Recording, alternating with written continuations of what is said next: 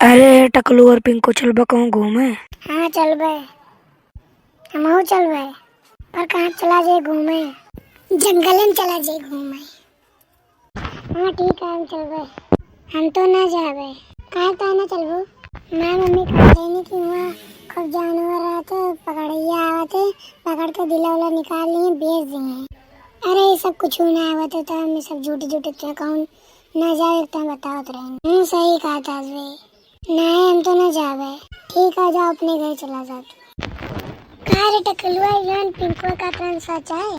नहीं रे, सब कुछ ना आटे वे मोबाइल में देख के सभी डराना है।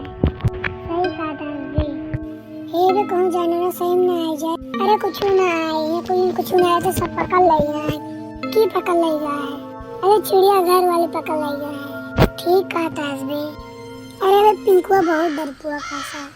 अरे टकलुआ देख, जंगलों में इतना बड़ा घर की के हटे। अरे हुए क्यों गए? अरे टकलुआ देख ही का वो तभी ना गांव को लगा मैं पानी बरसा है। अरे टकलुआ देख इतने गला चला वहां लुका जाओ जाए। हां भाई ठीक कहा था। अरे टकलुआ वहां का खड़ा हो चल। अरे राजू ये क्यों हवे ना? अरे टकलुआ हमें लागत है भूतिया घर है। अरे राजू मोग लागत है। अरे टकलुआ देख या भूतवा आएगा। का अटक रहा है डराता भूताइया रहना, तुमको डर ना लगता है लेकिन हमको लागत।